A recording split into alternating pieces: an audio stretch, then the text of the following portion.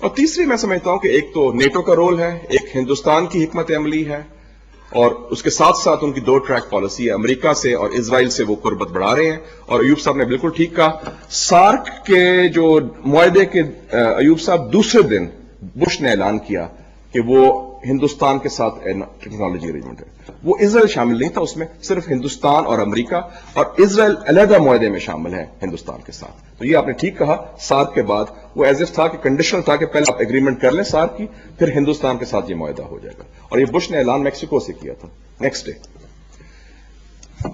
اس کے ساتھ ساتھ جو میں سمجھتا ہوں 3 انٹرسٹنگ کتابیں آئی ہیں جو عکاسی کرتی ہیں سوچ ہندوستان کے بارے میں اور ہندوستان کی اپنی سوچ کے بارے میں، اور یہ میرے خیال میں بڑا ضروری ہے۔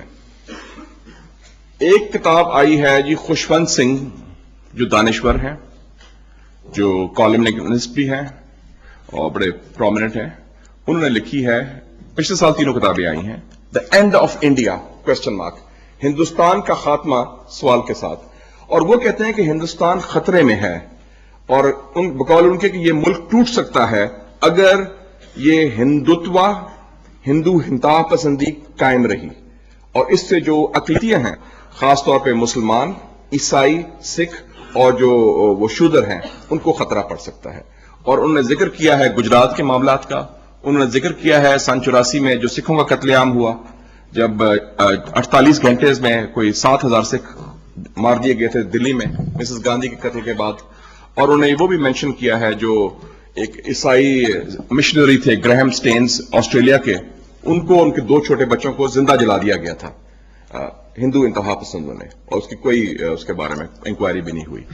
تو یہ ایک، اور انہوں نے کہا کہ ہندوستان کو بنیادی خطرہ پاکستان سے یا جہادیوں سے نہیں ہے، ہندوستان کو بنیادی خطرہ اپنے مذہبی انتہا پسندوں سے ہے جو ہندو انتہا پسند ہیں۔ اور یہ انہوں نے، اور یہ کہہ رہے ہیں کہ if we continue on this policy we will commit harakiri، اگر اسی پالیسی پر ہم قائم رہے تو ایک خودکشی کرنے کے مترادف ہوگا ہندوستان کے لیے۔ دوسری کتاب جو آئی ہے وہ ہندوستان کے سابق آرمی چیف، جو سال پہلے تک آرمی چیف تھے، جنرل پدمانند بنہن، ساؤتھ انڈیا کے تھے، وہ جنوری 2003 میں ریٹائر ہوئے، انہوں نے کتاب لکھی ہے، بظاہر ایک ناول ہے، اور وہ ناول جو ہے اس میں انہوں نے اس کا اینالائز بھی کیا ہے، اس کا نام ہے دا رائٹنگ آن دا وال، انڈیا چیک میٹس امریکہ ان 2017 سن 2017۔ بیسکلی ان کا تھیسس ہے کہ ہندوستان اور امریکہ کی جنگ ہوگی سن 2017 میں، کیونکہ جو ہندوستان کے عزائم ہیں بڑی طاقت بننے کے، اس کی رکاوٹ امریکہ ہوگا، کیونکہ امریکہ بھی اب علاقے کی طاقت بن گیا ہے، تو اس کو کاؤنٹر کرنا چاہیے۔ ہے تو ناول، لیکن یہ ہندوستان کے سابق آرمی چیف نے لکھی، اور اس کو ہندوستان کی اسٹیبلشمنٹ بڑی تنقید کی کہ آپ کیسی غیر ذمہ داری باتیں کرتے ہیں، اور جیسے وہ جنرل اسلم بیگ، جنرل حمید صاحب کی تنقید ہوئی، ان کی بھی تنقید وہاں ہوئی کہ آپ کیوں ایسے بات کرتے ہیں، اور اس ٹائپ کی بات، کیونکہ یہ سرکاری سچ کے خلاف تھی یہ گفتگو۔ تو اس میں انہوں نے یہ تھیسس دیا ہے۔ تیسری کتاب آئی ہے جی امریکہ کی Asia society council of foreign relations کی جو رپورٹ ہے پچھلے سال شائع ہوئی ہے، اور وہ ہے new priorities in South Asia, نئی ترجیحات جنوبی ایشیا میں امریکی خارجہ پالیسی میں۔ جو اس میں جو میرے لیے انٹرسٹنگ بات تھی کہ انہوں نے کہا کہ ہمارا مین پرائرٹی ساؤتھ ایشیا میں ہندوستان سے قربت، ہندوستان سے تعلق ضروری ہے، لیکن انہوں نے کہا کہ اس قربت و تعلقات میں 2-3 مسئلے حائل ہیں، اور ان میں ہندوستان کے تعلقات پاکستان کے ساتھ، اور اس کے ساتھ ساتھ دوسری چیز ہے جو ہندوستان کے اندر اس کے معاشرے میں ہندو انتہا پسندی کا جو جنم لینا اور اس کا بڑھنا، وہ ایک خطرہ ہے، اور وہ امریکہ کے لیے بقول ان کے رپورٹ کے وہ ایک خدشہ ہے۔ تو یہ انہوں نے پہلی دفعہ مذہبی انتہا پسندی کو ہندوتوا کے ساتھ، بی جے پی پالیسی کے ساتھ لنک کیا، جو پہلے نہیں کیا، پہلے صرف اسلام کے ساتھ وابستہ کرتے تھے مذہبی انتہا پسندی کو وہ، لیکن پہلی دفعہ اس رپورٹ میں انہوں نے کہا کہ ہندو انتہا پسندی اور ہندوتوا اور بی جے پی میں کی جو انتہا پسند پالیسیز ہیں وہ حائل ہو سکتی ہیں بہتر تعلقات کے لیے ہندوستان اور امریکہ کے۔ اس کی وجہ یہ بھی ہے کہ امریکہ میں ایک بڑی اہم کرسچن لابی ہے جو بڑی پاورفل ہے، بڑی مضبوط ہے۔ بش انتظامیہ میں جہاں بھی وہ کرسچن کی بات ہوتی ہے، چاہے سوڈان میں ہو چاہے پاکستان میں ہو، اب ہندوستان میں بھی چونکہ کرسچن سے زیادتی ہو رہی ہے تو اس میں انہوں نے اس کا آواز اٹھائی ہے۔ پاکستان انڈیا تعلقات کے حوالے سے اگر دیکھا جائے تو بنیادی بات دو تین واضح ہونی چاہیے۔ ایک تو یہ ہے کہ جب بھی کسی سولین حکومت نے ہندوستان سے تعلقات بہتر کرنے کی کوشش کی گئی تو یہ الزام لگا، جو میں سمجھتا ہوں تاریخی لحاظ سے بے بنیاد تھا، کہ قومی سلامتی جو ہے وہ خطرے میں پڑ گئی۔ چاہے ذوالفقار علی بھٹو ہوں شملہ میں، چاہے بے نظیر بھٹو ہوں، چاہے میاں محمد نواز شریف صاحب ہوں، چاہے محمد خان جونیجو صاحب ہوں، تو میرے خیال میں یہ اب معاملہ سیٹل ہو گیا ہے کہ قومی سلامتی صرف ایک گروپ کا یا ایک ادارے کا ان کا وہ اجارہ داری نہیں، قومی سلامتی کا دفاع اگر ہونا ہے تو پوری قوم نے کرنا ہے، اور اس میں سیاسی قوتیں اور سیاسی لوگ اور عوام شامل ہیں۔ تو وہ جو ماضی میں تھا، جب ماضی میں جیسے انہوں نے بھی اشارہ کیا، واجپئی صاحب جو لاہور میں آئے تو اتنا شور مچا، اب اسلام آباد میں آئے تو وہی لوگ جنہوں نے شور مچایا تھا انہوں نے ویلکم بھی کیا۔ تو میں نے ان سے پوچھا کہ کیا لاہور کی زمین زیادہ مقدس تھی اسلام آباد سے؟ یہاں تو آپ خیر مقدم کہتے تھے، وہاں تنقید کر رہے تھے۔ تو یہ میرے خیال میں اب واضح یہ ڈیبیٹ سیٹل ہونی چاہیے کہ کوئی ایسے کمپرومائز کی بات نہیں، اگر انڈیا سے بات کرتے ہیں تو ہم کانفیڈنس سے بات کرتے ہیں۔ اور بنیادی تبدیلی آئی ہے کہ جب سے پاکستان نیوکلیر پاور بنا ہے، ایٹمی طاقت بنا ہے، اس کے بعد ہندوستان نے پاکستان سے سنجیدگی سے گفتگو کی کوشش کی کشمیر کے اوپر۔ اور 1998 میں جب دھماکے ہوئے ہندوستان کے، اور ہمیں کچھ ٹائم لگا، 17 دن گیپ تھا ہمارے دھماکوں میں، جوابی دھماکوں میں، تو ہندوستان کا رویہ خاصا تکبر والا ہو گیا تھا۔ اور آپ کو یاد ہوگا کہ اڈوانی نے بیان بھی دیا تھا 17 مئی 1998 کو، 11 مئی کو ان کے دھماکے ہوئے، 17 مئی کو ان کا بیان آیا کہ جو the geostrategic scenario in the region has changed and Pakistan must change its Kashmir policy۔ جو علاقائی صورتحال ہے وہ تبدیل ہو چکی ہے اور پاکستان کو اپنی کشمیر پالیسی تبدیل کرنا ہوگی، اور بڑے بیان بھی انہوں نے سری نگر سے دیا تھا۔ تو جب ہم نے دھماکے کیے تو ہم مانیٹر کر رہے تھے ہندوستان کا کیا رد عمل ہوگا، کیا ری ایکشن ہوگا۔ تو ہم نے دیکھا کہ ہندوستان کے جو قائدین تھے وہ اسٹیٹ آف شاک میں تھے، وہ حیران رہ گئے، اور بلکہ پارلیمنٹ کا سیشن ہو رہا تھا، واجپئی نے وہ سیشن کینسل کر دیا، انہوں نے کمیٹی ہنگامی میٹنگ بلا لی، کمیٹی آن سیکیورٹی، اور کوئی بیان بھی نہیں آیا اس رات کو، اور چہرے گرگے تھے اڈوانی کے، واجپئی کے بھی۔ تو جب واجپئی صاحب ادھر آئے لاہور میں تو میں ان کا منسٹر ان ویٹنگ تھا، تو ان سے اچھی گپ شپ رہی، ان کے کسی قریبی آدمی سے پوچھا کہ مجھے سمجھ نہیں آئی کہ آپ کا یہ رد عمل کیوں تھا، کہ لگتا تھا آپ حیران ہو گئے ہیں، آپ شاک ہیں۔ انہوں نے کہا کہ جی ہماری جو انڈین اسٹیبلشمنٹ ہے اس کی دو سوچ تھی پاکستان کے نیوکلیر پروگرام کے بارے میں، اور اس سے یہ بھی واضح ہوتا ہے کہ ہندوستان کی اسٹیبلشمنٹ ہمارے پاکستان کے بارے میں کتنا کم جانتی ہے۔ انہوں نے کہا ایک ہماری سوچ تھی کہ پاکستانی یہ بلف کر رہے ہیں، ان کے پاس بم ہے ہی نہیں، یہ گپ مارے ہیں، یہ تو لوگوں کو تسلی دینے کے لیے، حوصلہ دینے کے لیے یہ چکر چلایا ہوا ہے۔ ادھر بھی کچھ لوگ کہتے تھے، مجھے یاد ہے ڈاکٹر مبشر نے مجھے کہا یار چھوڑو تم، کوئی بم شم کوئی نہیں ہے، ویسے چکر چلا رہے ہو، کور ہے۔ تو اور بھی لوگ تھے، کچھ دانشور بھی، اور بھی لوگ کہتے تھے ایسی بات۔ تو ایک تو وہ موقف تھا کہ یہ بالکل گپ ہے، یہ بلف ہے، اور اب پاکستان کے پاس ہے ہی کچھ نہیں۔ دوسرا یہ تھا کہ اگر پاکستان نے کچھ واقعی بم بنا لیا ہے خفیہ طور پر کسی طریقے سے، تو پاکستانیوں کی جرت نہیں ہوگی دھماکہ کرنے کی، کیونکہ پاکستان کوئی کام امریکہ کی این او سی کے بغیر نہیں کرتا، اور امریکہ کا تو این او سی ہے نہیں اس معاملے میں۔ تو میں نے ان کو کہا کہ جناب ہم نے کچھ کام امریکہ کی این او سی کی مرضی کے بغیر بھی کیے ہیں، چین سے دوستی ہم نے کی، ذوالفقار علی بھٹو نے پاکستانی پائلٹس بھیجے، سیرین ایئر فورس کے ساتھ لڑے، جنہوں نے اسرائیل ایئر فورس کے جہاز تباہ کیے 73 کی جنگ میں۔ میاں نواز شریف صاحب نے بوسنیا کی جنگ میں خفیہ طور پر ہتھیار بھیجے بوسنیا مسلمانوں کے لیے، جس کی وجہ سے بوسنیا میں مسلمان ریاست ابھی تک قائم ہے، اور بھی کئی کام ہم نے کیے جو امریکہ کی این او سی کے بغیر کیے۔ تو ایسی کوئی بات نہیں، تو اس سے ان کی سوچ کی عکاسی ہوتی تھی۔ لیکن بہرحال بنیادی بات ہے کہ یہ جو 2002 کا جو معاملہ تھا، 10 مہینے کی جو سٹینڈ آف تھا پاکستان اور ہندوستان کی فوج کا، اس سے یہ واضح ہو گیا، ہندوستان نے پریشر بھی ڈالا، دبایا بھی، لیکن چونکہ ہمارے پاس نیوکلیر بم ہے، نیوکلیر فیکٹر ہے، ایک بقول جیسے ایوب صاحب نے بھی کہا، عقد کا توازن قائم ہو چکا ہے، اور ہندوستان کے لیے جارحیت کے کوئی طریقے ممکن نہیں رہے، اور یہ ایک بنیاد ہے۔ اور آپ نے دیکھا کہ اگر عراق کا حال انہوں نے کیا کیا، اس کو تہس نہس کر دیا، شمالی کوریا جس کے پاس بم ہے اس کا حال مختلف ہے، اس سے مذاکرات رہے ہیں، اس سے پیشکش ہو رہی ہے, اس کو چین کے ذریعے روس کے ذریعے قائل کیا جا رہا ہے. اور یہ بات جو ان کے دفاع کے سیکرٹری ہیں رمسفیلڈ سے پوچھا گیا اور انہوں نے جواب دیا. میں یاد ہے, میں CNN میں دیکھ رہا تھا 16 ستمبر سن 2002 کو کہ why are you treating Iraq and North Korea differently when they are accused of the same thing. اس نے جواب دیا کہ آپ کیوں ان کو مختلف زاویے میں دیکھتے ہیں, دونوں کا گناہ تو ایک ہی ہے, وہ بنانے کی کوشش کر رہا ہے, وہ بھی بنانے کی کوشش کر رہا ہے. انہوں نے کہا اس لیے because north Korea has nuclear weapons, چونکہ شمالی کوریا کے پاس ایٹمی ہتھیار ہیں. تو بنیادی طور پر یہ ایک فرق ہے آپ کے سٹیٹس میں, آپ کے رول میں, آپ کے مقام میں. اور شکر ہے خدا کا کہ ہم نے صحیح ٹائم پر بنا لیا وہ ایٹم بم, ورنہ آپ کا حشر جو ہونا تھا وہ آپ کے سامنے ہے. اس وقت کیا ہے امکانات؟ بنیادی طور پر جو فوکس ہے وہ مختلف ہے.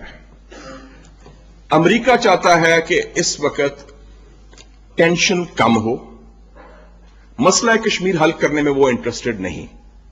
ان کا صرف یہ ہے کہ یہ جو حالات اتنے نہ بگڑیں, اور اگر ٹینشن بڑھتی ہے, کوئی پاکستان ہندوستان کا جنگ کا کوئی امکان ہوتا ہے, تو اس سے پاکستان کی توجہ ہٹتی ہے افغانستان کے فرنٹ سے.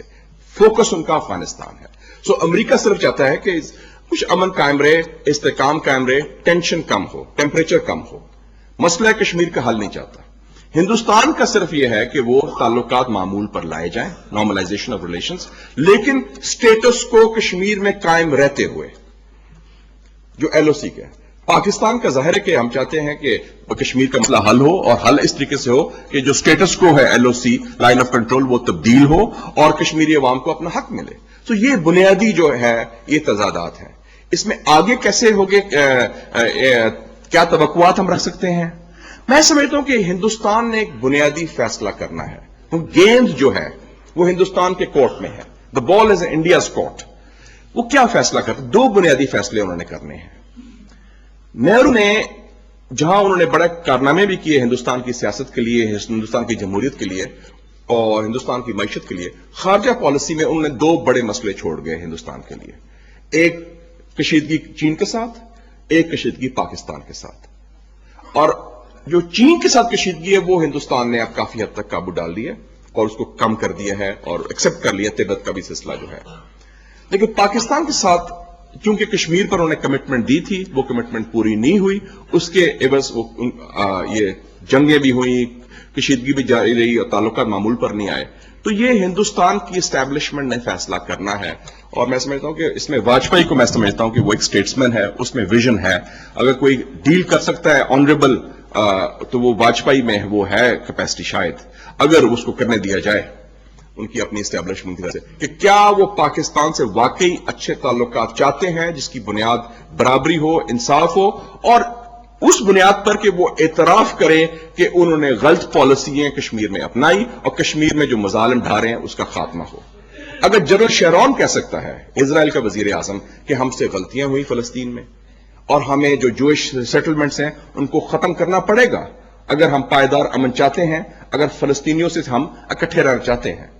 ان کو معلوم ہے کہ جب انتفاضہ شروع ہوا تھا ستمبر 2000 میں, تو اس وقت اگر ایک اسرائیلی مرتا تھا تو 10 فلسطینی شہید ہوتے تھے.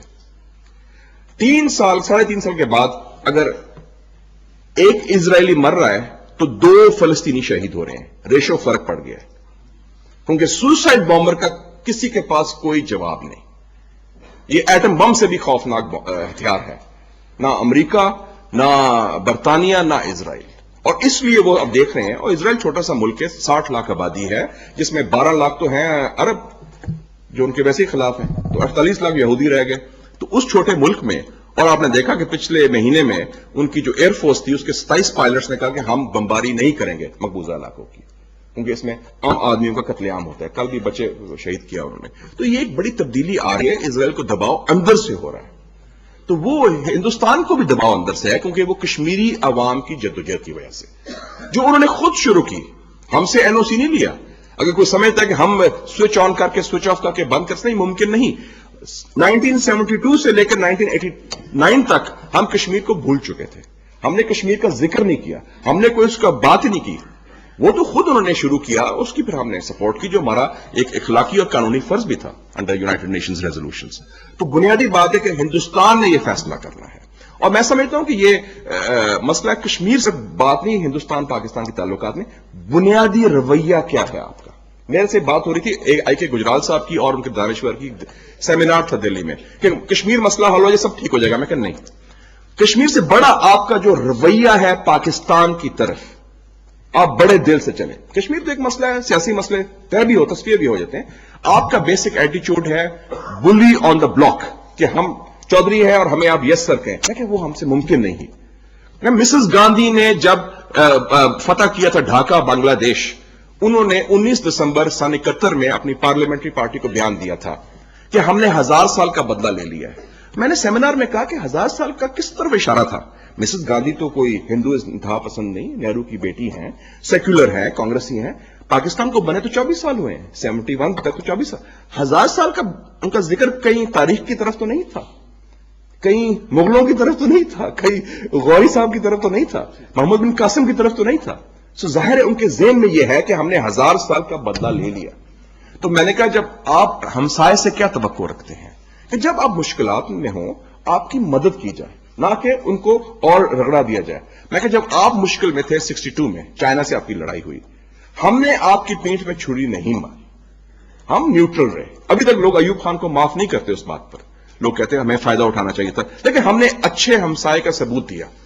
جب ہمیں مشکلات ہوئی 71 میں, اور مشکلات ہم نے خود قائم کی تھی, ہماری اپنی غلطی تھی, ہم نے اپنے مظالم ڈھالے, لیکن ایک ہمسائے کے طور پر آپ نے اس کا نہ صرف فائدہ اٹھایا, اس کو آگے بڑھایا اور آپ نے چھری کھونپی. تو بنیادی بات یہ ہے. اور دوسرا فیصلہ ہندوستان نے یہ کرنا ہے, اور یہ بہت بنیادی فیصلہ ہے کہ کیا وہ امریکہ کے ساتھ مل کے چین کے دشمنی کرے گا کہ چین کے ساتھ مل کے امریکہ کا مقابلہ کرے گا. آئندہ کے لیے میں بات کروں, اس کا ابھی ان کی اسٹیبلشمنٹ نے ابھی صحیح طریقے سے نہ فیصلہ کیا ہے نہ تجزیہ کیا ہے.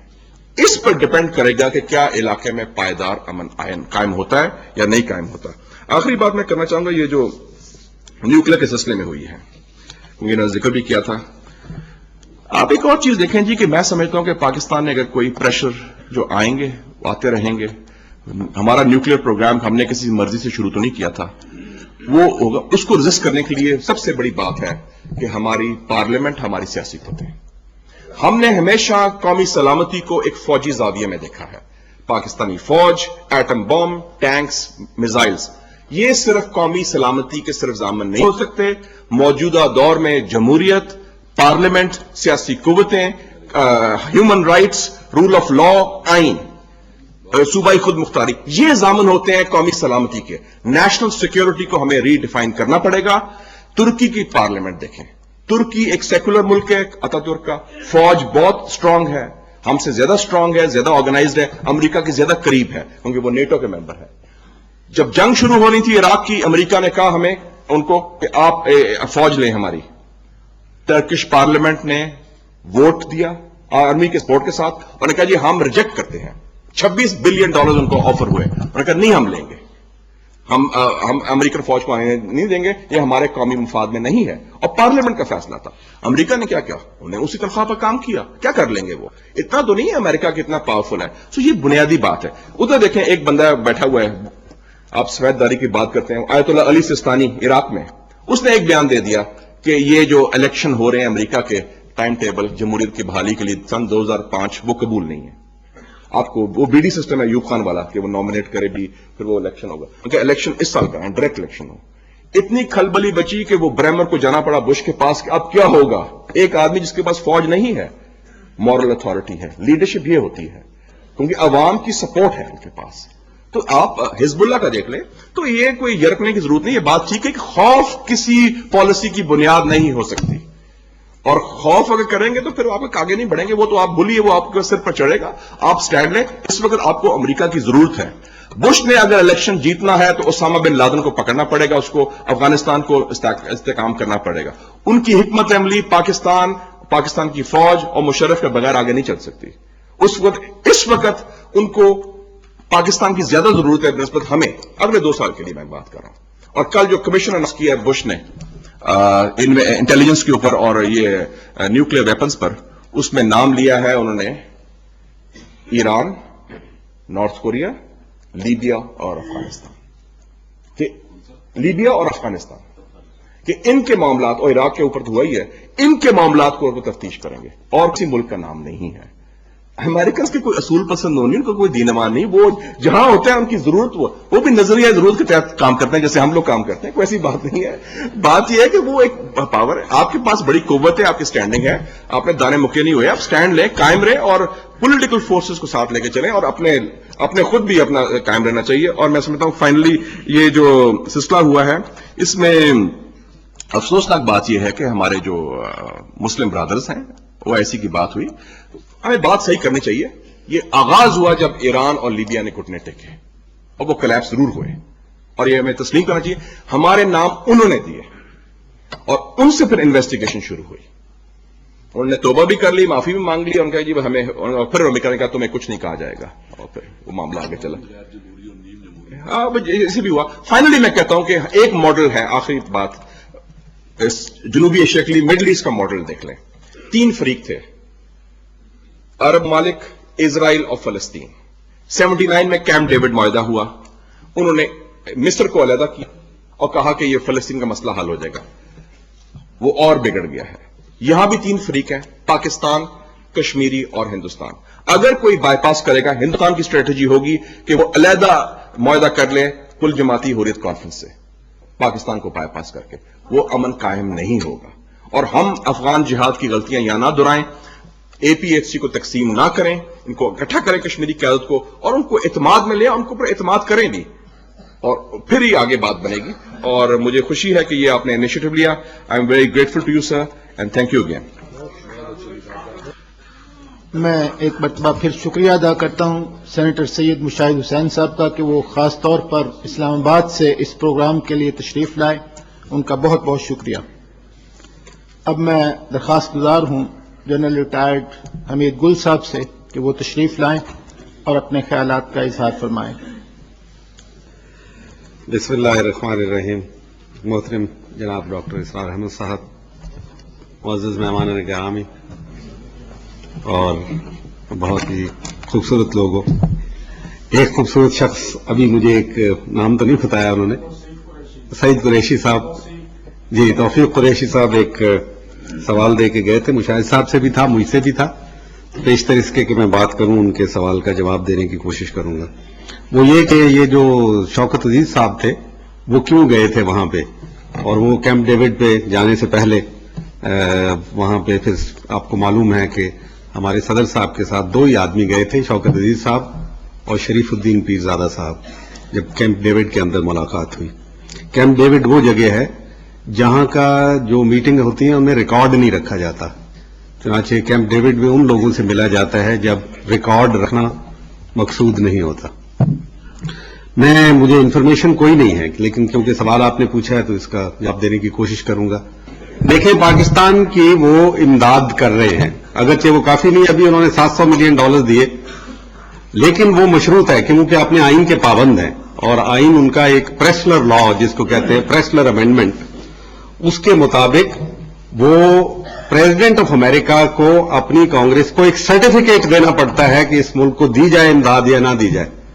تو پریسلر لا جو ہے وہ راستے میں حائل ہوتا ہے پاکستان کو اگر $1 بھی ان کو دینا پڑے۔ البتہ امریکن پریزیڈنٹ جب خود تصدیق کر لے کسی چیز کی تو پھر اس کے بعد وہ سرٹیفکیٹ دے دیتا ہے کہ یہ ملک جو ہے ہماری نظر میں انریچمنٹ نہیں کر رہا۔ اس میں انریچمنٹ کا ایک مسئلہ ہے کہ نیوکلیر کو افزودہ کرنے کا، نیوکلیر مٹیریل کو، تو پھر وہ کوئی ایسا آدمی جا کے دیکھ لے جو یہ پریزیڈنٹ کو یہ کہہ سکے کہ ہاں تسلی ہے مجھے کہ وہاں انریچمنٹ نہیں ہو رہی۔ یہ صرف ایک کنجیکچر ہے، میرے پاس کوئی خبر نہیں اس کی، لیکن مجھے یہ خیال ہے کہ غالباً یہ بات ہو سکتی ہے، تو میں وثوق کے ساتھ نہیں کہتا، لیکن اگر یہ آپ کو جواب مل گیا ہو اس کا۔ تو دوسری بات یہ تھی، مرزا ایوب صاحب نے یہ پوچھی تھی، ایوب بیگ صاحب نے، کہ کیا تھا جی مسئلہ ایوب بیگ صاحب؟ این پی ٹی اور سی ٹی بی ٹی کے اوپر دستخط نہیں کیے تو ہمارے اوپر یہ کیوں لاگو ہے؟ ابھی اسرائیل نے آج ہی آپ کو پتا ہے کہ انکار کر دیا البربادی صاحب کو، میں ان کو البربادی کہتا ہوں، تو البروازی صاحب کو نے انکار کر دیا, انہوں نے کہا ہم نہیں دکھائیں گے, ہم نے کوئی دستخط وغیرہ نہیں کیے. تو اصل بات یہ ہے کہ پھر ہم کیوں یہ سب کچھ کر رہے ہیں؟ اس لیے کہ ہم نے وہ دستخط تو نہیں کیے, لیکن ایک وہ چیز جس کو ہم آزادی کہتے ہیں, حاکمیت اعلیٰ کہتے ہیں, اس کے اوپر آدھے دستخط کر دیے ہوئے, ہم پورے دستخط نہیں کیے ہوئے لیکن آدھے دستخط ضرور کر چکے ہوئے ہیں. لہذا بات ہوتی ہے کہ کون بات کر رہا ہے اور کیسے کھڑا ہوا ہے. جب کوئی کھڑا ہو جاتا ہے تو وہ فیڈل کاسٹرو 44 سال سے وہاں اپنی جگہ پہ قائم ہے اور اسے کوئی کچھ نہیں بگاڑ سکتا. جب کوئی کھڑا ہو جاتا ہے تو لیبنان نے کہا کہ ہم حزب اللہ کے اوپر کوئی پابندی نہیں لگائیں گے اور ہم اپنی تمام جہادیوں کے اوپر پابندیاں لگا کے بیٹھے ہوئے ہیں, دہشت گرد قرار دے دیے. یہ بات ہوتی ہے کھڑے ہونے کی. کلاسمیٹ سے ایک بہت بڑا اسکالر, بہت بڑا فوجی مفکر گزرا ہے جرمنی کا, اس نے کہا تھا کہ those nations who barter away their sovereignty for security, they deserve neither security nor sovereignty. جو قومیں اپنی حاکمیت اعلیٰ کا سودا کر دیتی ہیں سلامتی کے لیے, اپنے آپ کو بچانے کے لیے, اپنے کو جنگ سے بچانے کے لیے, اس کی ہولناکیوں سے بچانے کے لیے, نہ وہ حاکمیت اعلیٰ کی مستحق ہوتی ہیں, نہ آزادی کی اور سلامتی کی مستحق ہوتی ہیں. یہ ہے اصل بات, ہمارا المیہ جو ہے یہی ہے. اور جیسا کہ کہا کہ پالیسیز جو فیئر کی بنیاد کے اوپر بنتی ہیں, fair does not stand for a policy. Fair ایک اور چیز ہے, فیئر ایک بھاگ جانے کا عمل ہے, یہ پالیسی کا عمل نہیں ہے. وہ بھاگ جانے کا عمل جو ہوتا ہے وہ فطری ری ایکشن ہوتا ہے کہ آپ ایک چیز کا مقابلہ نہیں کر سکے, آپ بھاگ گئے. لیکن یہ پالیسی نہیں ہوتی, بھاگ جانا کبھی بھی پالیسی نہیں ہوتی. It is never a policy. So fear is never a basis for policy. لیکن یہ ماحول ہے ہمارا اس وقت. لیکن جب ہم ماحول کی بات کرتے ہیں تو یہ بڑا دگرگوں نظر آتا ہے, بظاہر بڑا خراب ہے. لیکن میں تو اور انداز میں سوچتا ہوں, اور یقیناً آپ میں بھی ایسے لوگ ہوں گے, ڈاکٹر صاحب بھی یقیناً اسی انداز میں سوچتے ہیں. وہ یہ کہ یہ تو ہونا تھا. جو آج یہ مارکا بپا ہے حق و باطل کا, یہ تو اس کے لیے آثار پہلے ہی بن رہے تھے, یہ تو آ رہا تھا میدان میں, یہ تو ایک نہ ایک دن ہونا تھا. اور ہم خوش قسمت ہیں, آپ, میں, ڈاکٹر صاحب جو یہاں بیٹھے ہوئے ہیں, جو آج زندہ ہیں, یہ دیکھ رہے ہیں کہ جب یہ مارکا بپا ہو رہا ہے تو ہماری نظروں کے, ہماری زندگیوں میں, ہمارے سانس لیتے ہوئے یہ ہو رہا ہے. اتنا بڑا مارکا, یہ بڑا تاریخی مارکا ہے اور دلچسپ مارکا ہے یہ. These are very interesting time. جیسے وہ رابرٹ اسکاٹ اپنی اس کے ٹیل آف ٹو سٹی میں کہتا ہے, those were the best of Times and those were the worst of Times. وہ سب سے اچھا زمانہ تھا اور سب سے برا زمانہ. یہ برا زمانہ بظاہر جو نظر آتا ہے یہی سب سے اچھا زمانہ ہے, کیونکہ ہر کرائسس ایک اپرچونٹی ہوتا ہے آپ کو اپنے جوہر دکھانے کا. Every crisis is also an opportunity کہ آپ اپنا جوہر کیسے ایک قوم کے طور پہ دکھاتے ہیں. اور ہم تو ایک معمولی قوم نہیں ہے, ہم تو اسلام تیرا دیس ہے, تو مستفی ہے. ہم تو بہت بڑا, بڑے وسیع, جو بھی اس خیال سے جڑا ہوا ہے وہ اس قوم کا حصہ ہے, اس کا ایک ممبر ہے. تو یہ جو مارکا حق و باطل بپا ہے اور طاغوت کی ساری قوتیں جمع ہو گئی ہیں اور بہت طاقتور نظر آتی ہیں. ابھی تو موقع آیا آپ کو اپنے جوہر دکھانے کا, ابھی تو آپ نے کھڑا ہونا ہے, اور ابھی تو اس بیلنس آف پاور کو آپ نے بتانا ہے کہ جو تمہارا پیمانہ ہے بیلنس آف پاور کا, ہم اس کو تسلیم ہی نہیں کرتے. اور اس کے بارے میں توازن, طاقت کا توازن کیا ہے؟ طاقت کا توازن آج فلسطینیوں سے پوچھو کیا طاقت کا توازن ہے. ابھی مشاہد صاحب نے کہا ہے کہ 1 to 2.5 ریشو ہو گئی ہے, لیکن اسرائیلی اس طریقے سے نہیں سوچتے کہ دنیا کے اندر یہودی صرف پیدا ہوا کرتے ہیں. وہاں کا یہودی ہونا بڑا لازم ہے, اور ان کی آبادی فکس ہو چکی ہے. ان کی ٹوٹل آبادی 15 ملین ہے, 1.5 کروڑ, مسلمان 1.5 ارب ہیں. تو کتنا ہوا؟ ہر یہودی کے لیے دنیا کے اندر 100 مسلمان ہے. اور اگر 100 نہیں مرتا ایک یہودی کے بدلے میں, تو اس کا مطلب ہے کہ بیلنس آف پاور تو ان کے خلاف ہو گیا. اور اگر یہ ریشو 1 to 2.5 پہنچ گئی ہے تو اس کا مطلب ہے کہ وہ یہ جنگ ہار رہے ہیں, اور کوئی وجہ نہیں کہ وہ حزب اللہ کے سامنے گھٹنے ٹیک گئے. اس کی حیثیت کیا تھی حزب اللہ کی؟ 1997 میں نے اس کے اوپر آرٹیکل لکھا ہوا تھا کہ دیکھو تو صحیح کتنا بڑا معجزہ رونما ہوا ہے کہ وہ ساؤتھ آف لیبنان حزب اللہ کے پریشر کے نیچے ڈال کے چھوڑ گئے. اتنا پریشر حزب اللہ نے ڈالا, اور وہ تھوڑی سی ایک تنظیم ہے, تھوڑے سے لوگ ہیں, کوئی اتنی بڑی بات نہیں ہے. تو بات یہ ہے کہ اس میں علامہ اقبال نے 1936 میں فرمایا تھا کہ پھر مار کے روح و بدن پیش ہے دل کو, تہذیب نے پھر اپنے درندوں کو پکارا. یہ تہذیب کا ٹکراؤ جس کو آج سیموئل ہنٹنگٹن کہہ رہا ہے، علامہ نے اس وقت کہا تھا کہ یہ کریں گے یہ واردات، تہذیب نے پھر اپنے درندوں کو پکارا. کیسے خونخوار درندے برآمد ہو رہے ہیں اس تہذیب کے پیچھے سے. اور اللہ کو پامردی مومن پہ بھروسہ، ابلیس کو یورپ کی مشینوں کا سہارا. اب لیکن اس میں جو عنصر ہے وہ کیا ہے جو اس کا مقابلہ کرتا ہے کہ غیرت ہے بڑی چیز جہانے تک وہ دو میں پہناتی ہے درویش کو تاج سر دارا. غیرت قوموں کے اندر ان کی غیرت، ان کی اہمیت، جن کی آج کوئی وقت ہی نہیں رہی. وہ کہتے نہیں جی عملیت پسندی ہے، تو عملیت پسندی نے ہمارا بٹا بٹھا کے رکھ دی. عملیت پسندی، ہم بڑے پریگمیٹک ہیں، ہم حالات کے زمینی حقائق کے ساتھ.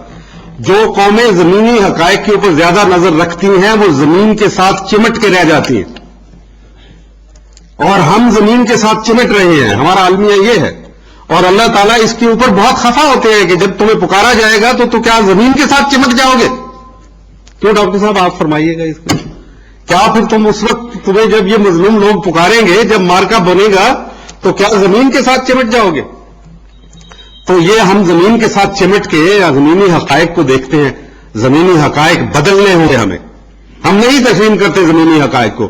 ہم مسلمان ہی نہیں ہیں اگر زمینی حقائق کو ہم بدلنا سکیں تو، یا بدلنے کی کوشش نہ کریں. یہ زمینی حقائق نہیں، ہمیں تو آسمانی حقائق بات کرنی ہے کہ آسمان کے کیا سوچتا ہے اس سلسلے کے اندر. اور پھر حکمت ایک اور لفظ جو ہے بہت نکلا ہے کہ حکمت. ڈاکٹر صاحب ویری سوری، آپ تو اتنے بڑے ماشاءاللہ، اور میں آپ کی موجودگی میں یہ بات کہنے چلا ہوں، ہمیں حکمت کی نہیں ہدایت کی ضرورت ہے. کتاب حکمت نے ہمارے لیے حکمت جو ہے وہ مکمل کر دی. اب ہمیں ہدایت کی ضرورت. ہدایت تو ہم لیتے نہیں ہو، حکمت کی بات کرتے ہیں. ہماری حکمت کی کیا حیثیت ہے؟ یہ تو اس نالج جو ہے، اس کی جو بیس ہوتا ہے وہ نالج ہوتا ہے، انفارمیشن ہوتی ہے. ہماری حکمت کی جو بنیاد ہے وہ تو نالج ہے، انفارمیشن ہے. اور انفارمیشن کیا چیز ہے؟ انفارمیشن تو خرد کے پاس خبر کے پاس سوا کچھ اور نہیں. خبر ہے نا انفارمیشن، خرد کے پاس خبر کے سوا کچھ نہیں اور نہیں، تیرا علاج نظر کے سوا کچھ اور نہیں. تو یہ بات جو ہے ہمیں اس وقت جو ہم مایوس ہیں، اور ہم اس وقت ہے کوئی مایوسی کی بات نہیں. یہ ہونا تھا، اس کی وجوہات ہے کیوں ہونا تھا. یہ اس لیے کہ Pakistan is a square peg in a round hole. ہم اس دنیا کے ساتھ جب اسلامی نظریے کو آپ اپنا اوڑھنا بچھانا، اپنا مطمع نظر بنائیں گے تو پھر آپ اس ماحول میں فٹ نہیں ہو سکتے. پاکستان بیک وقت نظریاتی، نیوکلیائی، جہادی نہیں ہو سکتا اگر وہ اس نیو ورلڈ آرڈر کے راؤنڈ ہول میں فٹ ہو جائے. Pakistan is a square peg in a round hole. یہ چوکور ٹوٹا ہے، یہ نیو ورلڈ آرڈر کے راؤنڈ ہول میں فٹ نہیں ہوگا. کوشش کی جا رہی ہے، باہر سے بھی پریشر ہے، اندرونی پریشر بھی ہے بہت زیادہ. لیکن کیا ایسا ممکن ہے؟ اگر تو یہ ممکنات میں سے ہو تو میں تسلیم کر لوں، لیکن یہ ممکن نہیں ہے کیونکہ ایک قوم کے اندر اس کا ایک جوہر ہوتا ہے، اس کی روح ہوتی ہے، inner will of the nation. یہ جو ایکسپریس ول ہے نا جو ہماری اسمبلیوں میں نظر آتی ہے، یہ جو ایکسپریسڈ ول ہے وہ مختلف ماحول کے تقاضوں کے مطابق اس کے دباؤ تلے وہ بنتی ہے، وہ ہمارے سے وجود میں آتی ہے. لیکن جو انر ول ہوتی ہے، جو deep will of the nation, وہ اس کو قبول نہیں کر رہی اور نہ قبول کرے گی. آپ نے اس کو بدلنے کی کوشش کی تو آپ ٹوٹ جائیں گے. لہذا یہ نہ کام کریں. وہ جنگ جو آپ نے باہر لڑنی ہے وہ اپنے گلی کوچا اور بازار کے اندر لڑیں گے. نہ لڑیں یہ جنگ، کیونکہ سب سے ہولناک جنگ وہ ہے جو کہ آپ اپنے اندر لڑتے. یہ جنگ ہمیں نہیں لڑنی. ہمیں اگر لڑنی پڑی، چوائس ہوئی ہماری، تو ہم باہر کی جنگ لڑیں گے. اور اول تو اس کا کوئی امکان بھی نہیں ہے، کیونکہ یہ جنگ جو ہم لڑ رہے ہیں یہ سرد جنگ ہے. ہم حالت جنگ میں ہیں اس وقت، اس وقت جب ہم یہاں کھڑے ہوئے ہیں، یہاں بیٹھے ہوئے ہیں، ہم حالت جنگ میں ہیں. But this is a cold war. Cold war کے ساتھ جو ہتھیار ہوتے ہیں لڑنے کے، وہ اور ہتھیار ہوا کرتے ہیں. جیسے روس نے جنگ لڑی، سرد جنگ لڑی، اتنی بڑی طاقت تھی لیکن وہ ہار گیا. ہتھیار کبھی استعمال کرنے کی نوبت نہ آئی. نیوکلیر ان کے پاس اس وقت تقریباً 21,000 نیوکلیر وارہیڈز تھے. آج بھی 7,500 ہیں ان کے پاس، لیکن اس کے باوجود وہ ختم ہو گئے. کیونکہ سرد جنگ کے ہتھیار اور ہوتے ہیں.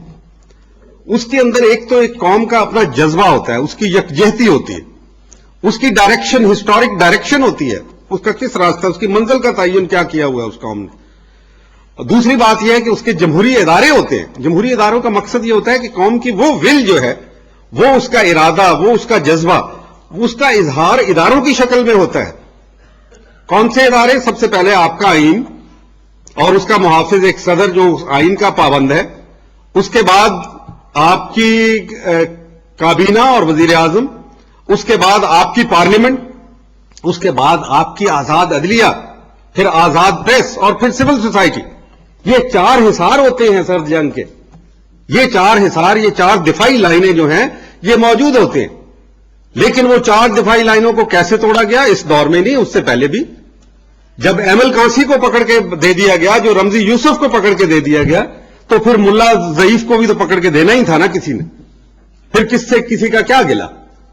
تو بات یہ ہے کہ ہم نے جب تک یہ سرد جنگ کو سمجھیں گے نہیں کہ سرد جنگ لڑنے کے انداز، اطوار اور اس کے ہتھیار کیا ہوتے ہیں، اس وقت تک ہم یہ نہیں جیتیں گے. تو چنانچہ اس لیے جب میں کہتا ہوں کہ جمہوریت، جہاد اور جوہری پروگرام یہ اس سرد جنگ کے ہمارے ہتھیار ہوں گے. جمہوریت، جہاد اور جوہری پروگرام. جمہوریت کا میں نے ذکر کر دیا کہ اس کے اندر کیا قوت ہوتی ہے. دوسری بات یہ کہ جہاد جو ہے وہ آپ کی will to survive and resist on your own terms. جہاد صرف یہ نہیں کہ آپ قتال میں کر رہے ہیں. جہاد سے مراد یہ ہے کہ آپ کی ایک قوم کا جو ایک ارادہ عزم ہوتا ہے کہ ہم زندہ رہیں گے، اور اس کے لیے مزاحمت کرنا، منظم متحرک مزاحمت کے لیے تیار رہنا کسی بھی انداز میں. اور تیسرا جوہری پروگرام، ہماری جوہری صلاحیت جو ہے یہ تیسرا جیم ہے. ان تینوں کے امتزاج میں جا کے ہم یہ سارا معاملہ جو ہے اس کو طے کر سکیں گے. اب آتے ہیں کہ یہ جو معاملہ ہے، یہ جو اتنا بڑا مارکا بپا ہے، اس میں ہر ایک کا ہمارا فرض کیا ہے؟ اس میں فرض ہمارا یہ ہے کہ ہم وی شوڈ ٹیک پوزیشن. ہم کسی ایک طرف ہوں، ہم نیوٹرل نہ ہوں. There is no such thing as neutrality is equal to rascality. مشاہد صاحب نوٹ کیجئے پلیز.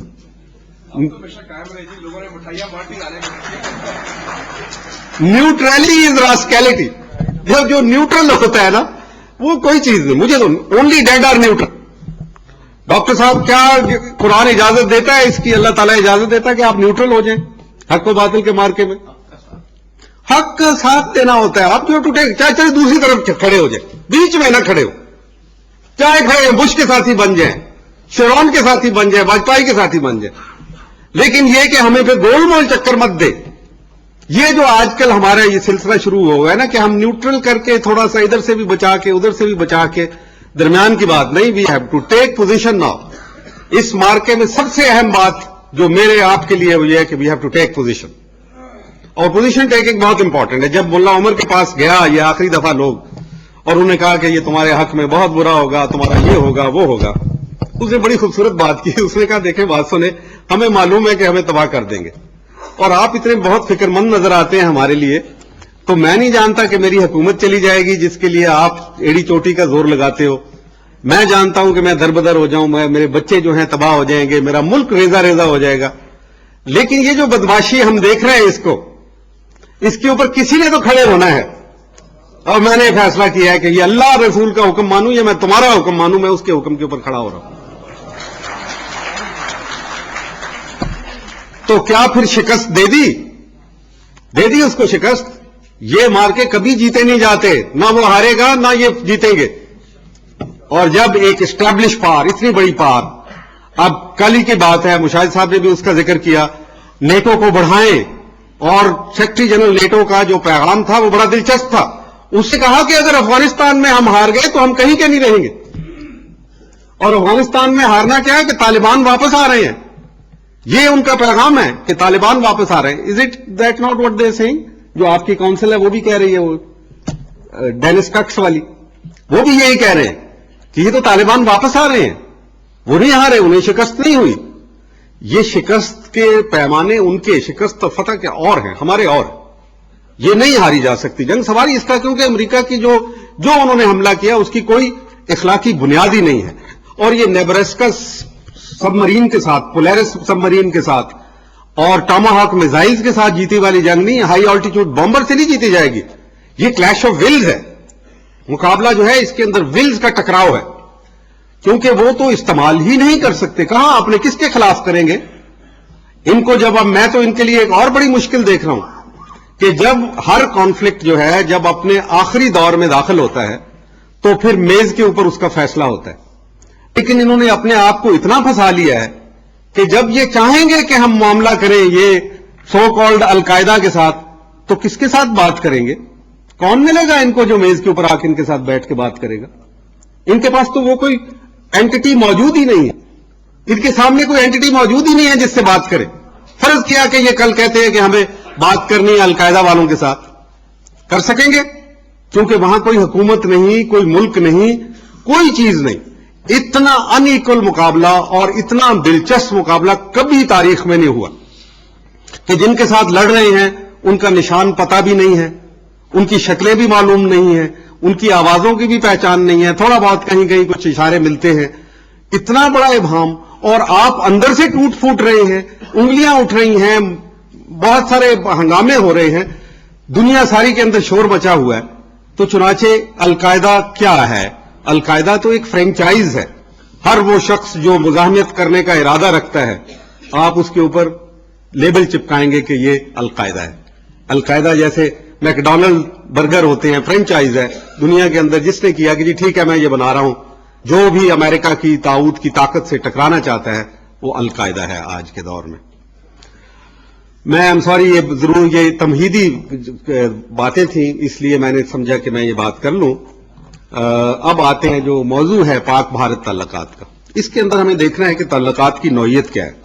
پہلی بات تو یہ ہے کہ جو نیو ورلڈ آرڈر ہے, یقین کیجئے کہ ہندوستان بھی اس سے اتنا ہی خائف ہے جتنے ہم ہیں. یعنی پانیکر نے 1933 میں جو تھیسس لکھا تھا, اپنا جو وہ ویژن دیا تھا کہ ایک انڈیپینڈنٹ انڈیا کیا ہوگا, تو وہ ہی اسی کو انڈیا فالو کیے جا رہا ہے آج بھی. پھر اس کے بعد ایک اندرا ڈاکٹرین آئی, اور اس ڈاکٹرین کا یہ مطلب تھا کہ یہ خطہ جو ہے باب المندب, جو عدن پورٹ ہے جہاں سے وہ ریڈ سی ختم ہوتا ہے, تو باب المندب کہتے ہیں. باب المندب سے لے کے آبنائے ملاقہ تک جو ملیشیا سے نیچے ہے وہاں تک یہ ہماری ٹیریٹری ہے. یہ سمندر ہمارا ہے, انڈین اوشن ہمارا ہے, یہ خطہ ہمارا ہے. ہندو کش سے لے کے ہمالیہ تک یہ سارا ہمارا خطہ ہے. اور پھر اندرا گاندھی نے بھی یہ بعد میں بھی کہا کہ اس کے اندر جو ریاستیں ہیں وہ الگ ہو سکتی ہیں, لیکن ان کو یہ کوئی حق نہیں کہ وہ اپنی مرضی سے باہر کے لوگ آ کے بٹھا دیں یہاں پہ, یا اپنے معاملات اپنی مرضی سے طے کریں. یعنی with in the status of India, اس کو انہوں نے کہا کہ these are the status of India. India کا یہ حق ہے کہ ان کو ڈکٹیٹ کرے, منرو ڈاکٹرین کی طرح, اندرا ڈاکٹرین, کہ یہ کنٹری آزاد تو ضرور ہیں لیکن ان کو ہم اجازت نہیں دیں گے کہ اپنی مرضی کی فارن پالیسی ہمارے سے پوچھے بغیر بنائیں. تو وہ اس کے اوپر کاربن تھے, اور یہی انڈیا کا ویژن تھا. جو ورلڈ ویو ہے انڈیا کا وہ اس کے اوپر بیسڈ ہے.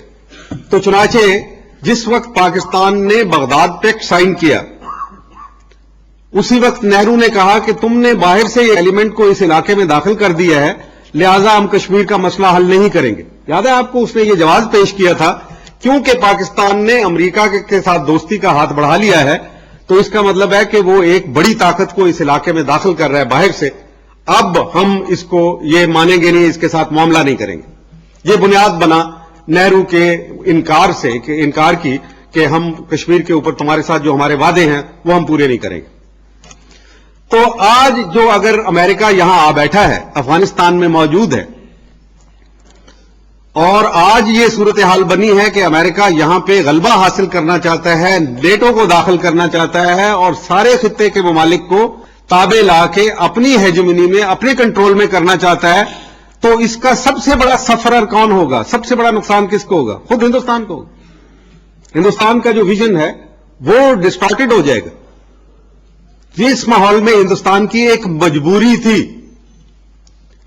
وہ اپنی مجبوری کو اپنے ذہن نشین کر لیں. دوسری مجبوری, ہندوستان, اس میں شبہ نہیں ہے کہ اس وقت بہت گروئنگ اکانومی ہے, بہت تیزی سے بڑھ رہے ہیں.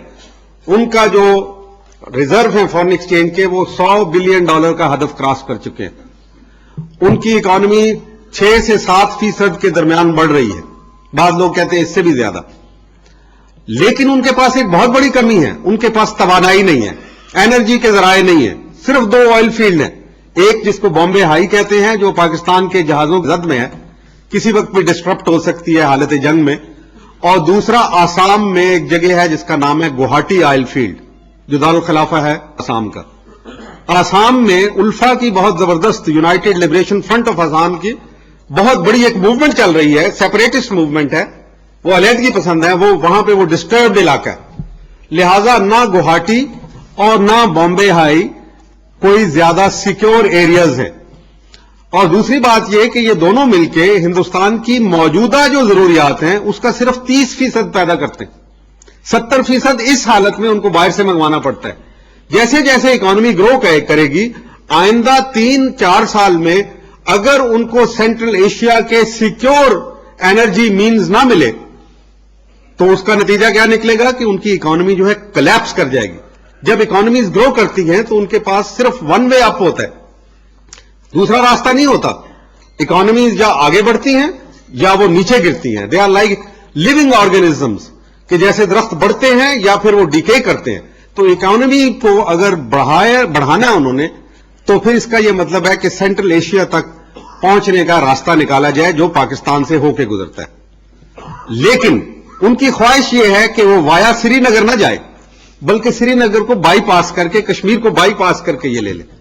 اور تیسری بڑی وجہ ہندوستان کی کہ ہندوستان یہ جنگ ہار گیا تھا، کشمیر کے اندر یہ ہار چکا تھا۔ آپ کو یاد ہوگا کہ ایک واقعہ ہوا تھا آج سے کوئی 7 ماہ پہلے 8 ماہ پہلے، ٹانڈا کیمپ کا۔ ٹانڈا کیمپ جو ہے وہ گجرات کے ساتھ ہماری جو سرحد لگتی ہے کشمیر کی، اس کے قریب ہے۔ وہاں پہ 3 مجاہدین نے اٹیک کیا ٹانڈا کیمپ پہ دن کی روشنی میں۔